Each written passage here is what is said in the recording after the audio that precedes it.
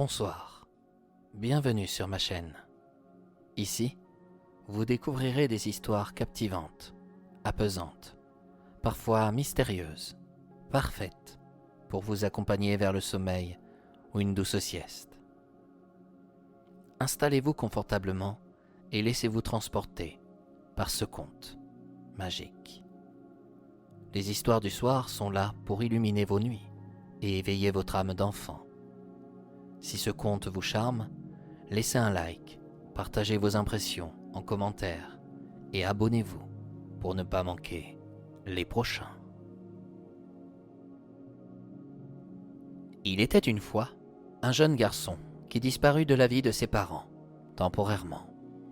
Il s'appelait Jérôme, et ce matin-là, notre jeune ami s'est fait surprendre par une fée dans la cave de son père.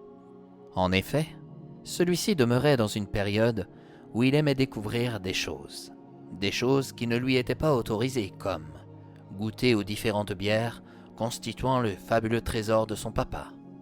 Goûter est un grand mot, car sans s'en rendre compte, il y devenait de plus en plus accroché.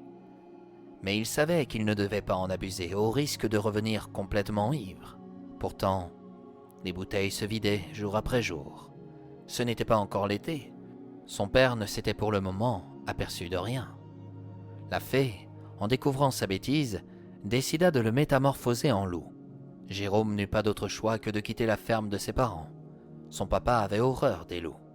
C'est pourquoi il s'en alla se promener sur le bord des falaises près de Vannes. Soudain, il entendit une voix. « Mélusine, va chercher du bois pour chauffer le four. » Au même instant, la terre se mit à trembler sous les pattes du loup. Une mini-vieille bonne femme apparut. C'était justement la fée qui avait métamorphosé Jérôme en loup. Quand elle l'aperçut, Mélusine lui donna des coups de pied et souhaita le faire tomber de la falaise pour le tuer. Jérôme ne se laissa pas faire. Il prit la vieille fée dans sa gueule, enfonça ses crocs dans celle-ci tout en la secouant. « Maudite vieille, dit le loup, ce soir, je vais enfin pouvoir me venger de toi, sauf si tu me redonnes mon apparence de jeune garçon. Dans le cas contraire, je te dévore. » « Eh bien, dans ce cas, redeviens le jeune garçon que tu étais avant. » Jérôme redevint un jeune homme, et la fée Mélusine ajouta. « Veux-tu te marier avec moi ? » ?»« Comment ? Mais as-tu vu l'âge que tu as ? Je préfère mourir plutôt que de finir ma vie à côté d'une maudite vieille comme vous, lâcha Jérôme. « Oh, que c'est malheureux. Je ne peux point te donner la mort. Viens avec moi dans la houle. Tu n'auras point de mal pour épouser la fée que tu voudras. » Jérôme suivit la vieille fée. Il entra dans la grotte, mais il prit peur en découvrant cet endroit, rempli de mini-vieilles bonnes femmes, si laides que certaines ressemblaient à de vieilles tortues. « Alors, qui choisis-tu comme femme parmi nous ?» s'enquit Mélusine. « C'est une blague. Vous êtes tout aussi vieille et laide. Ainsi encore, vous étiez jeune et belle. Je changerais peut-être d'avis. » La magie opéra dans la grotte. Toutes les vieilles fées devinrent de belles dames.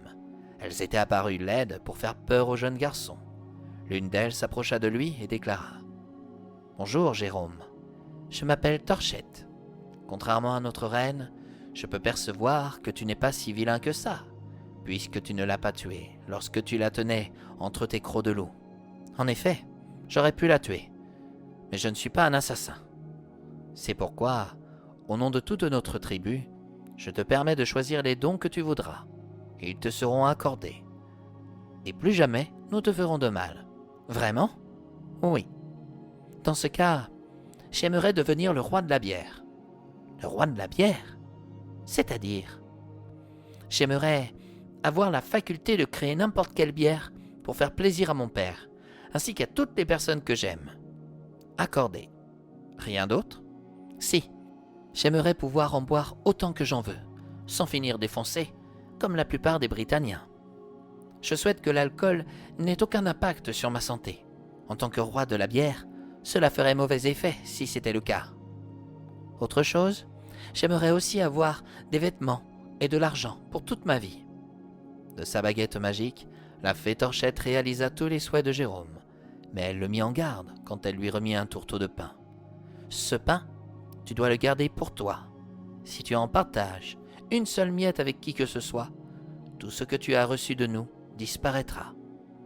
La fée Mélusine revint à la hauteur de Jérôme pour lui demander « Aimerais-tu autre chose ?